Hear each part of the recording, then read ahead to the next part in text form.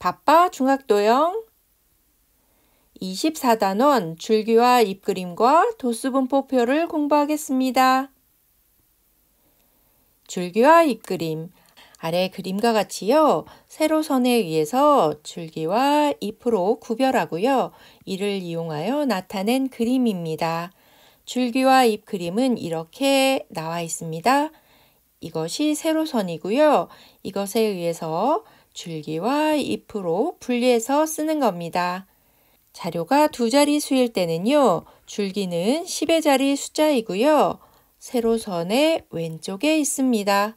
그리고 잎은 1의 자리 숫자이고 세로선의 오른쪽에 있어요. 자료가 이렇게 있다고 해볼게요. 이것을 줄기와 잎 그림으로 바꾸는 겁니다. 각각 하나하나의 자료는 별량이라고 부릅니다. 만약에 이 별량 중에 48이 있다면요. 줄기가 4이고 잎이 8이라는 말입니다. 줄기가 3인 숫자는 32, 37, 36이죠. 이 세 개가 모두 줄기가 3이니까요. 줄기에 3을 쓰고요.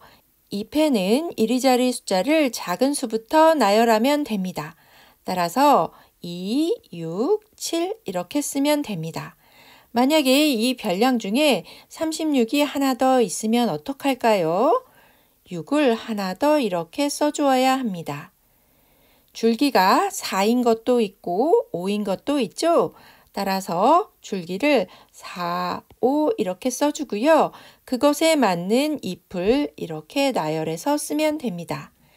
이때 줄기는요. 작은 값부터 세로로 쓰고요. 중복되는 수는 한 번만 써야 합니다. 하지만 잎은요. 작은 값부터 가로로 쓰고요. 중복되는 값도 모두 써야 합니다. 중복되는 값을 모두 써야 돼요, 여러분.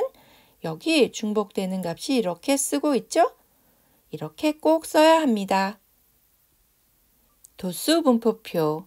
앞에서는요, 별량들을 줄기와 잎 그림으로 나타내었죠?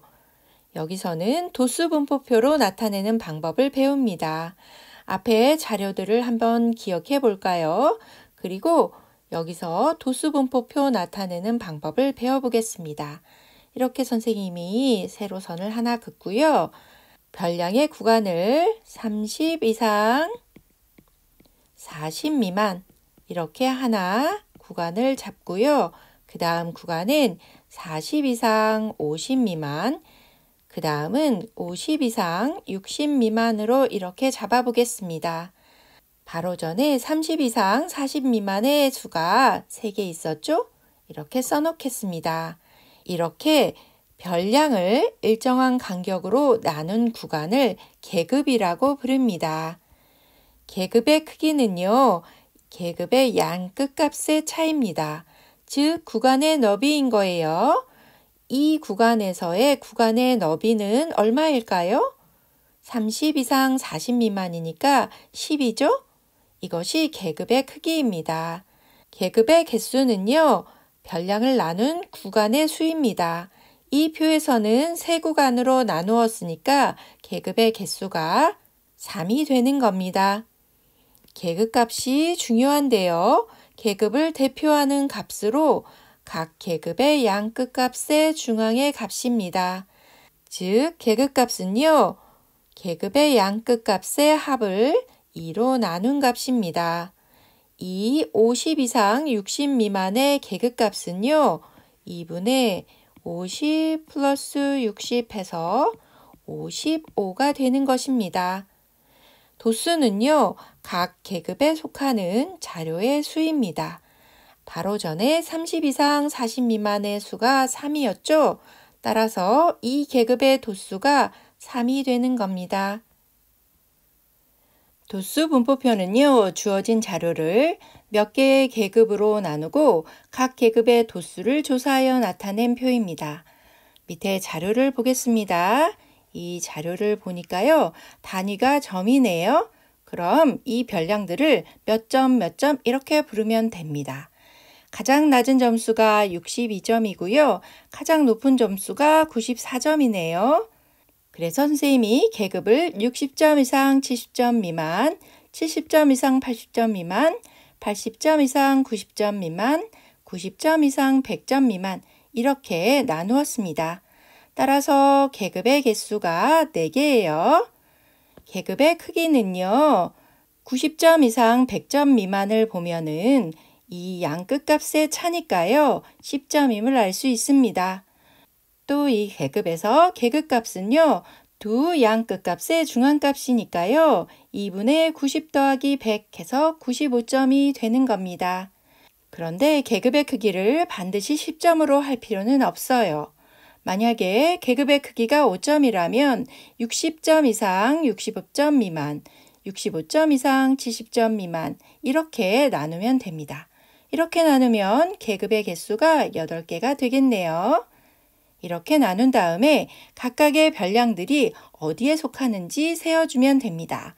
먼저 62점은요. 60점 이상 70점 미만 구간에 속하죠? 이렇게 사선으로 하나 그어줍니다. 그리고 73점은 70점 이상 80점 미만 구간에 속하니까요. 여기에 이렇게 사선으로 그어줍니다. 이렇게 사선으로 긋는 이유는요. 하나의 별량이라도 빠뜨리지 않기 위해서 세는 겁니다. 이렇게 그은 다음에 이 사선의 개수를 세면 되는데요. 60점 이상 70점 미만은 3명이죠? 그러므로 도수에 3을 쓰면 됩니다. 그리고 70점 이상 80점 미만은 5명이니까 도수에 5 이렇게 쓰면 되는 거예요. 그리고 맨 밑에는 별량의 합계를 이렇게 써주면 됩니다. 밥밥 꿀팁입니다. 줄기와 잎그림은요, 별량을 그대로 유지한 채로 자료를 정리하니까요, 언제든지 원래의 자료를 얻을 수 있습니다. 하지만 자료가 많아지면 정리하기가 어렵습니다. 도수 분포표는요, 많은 자료를 간단하게 정리할 수 있습니다. 하지만 계급에 속해 있는 자료의 실제 값을 알 수가 없습니다. 어느 계급에 도수가 10명이라면요. 10명 모두 실제 값을 모르니까요. 그 계급의 가운데 값인 계급값이라고 생각하는 겁니다. 출동 X맨과 O맨. 아래 도수 분포표가 이렇게 있을 때요. 80점은요. 70에서 80 사이의 구간에 속할까요? 아닙니다. 70에서 80 이렇게 되어 있지만 이것은 70점 이상 80점 미만이므로 80점은 이 구간에 속하지 않습니다, 여러분. 80점은요. 80에서 90 사이의 구간에 속합니다. 80에서 90이라고 써 있어도요. 이것은 80점 이상 90점 미만이므로 80점이 이 구간에 속하는 것이 맞습니다. 여러분 친구들이 이런 경계에 있는 점수들을 실수합니다. 어느 구간에 속하는지 정확하게 알아야 됩니다.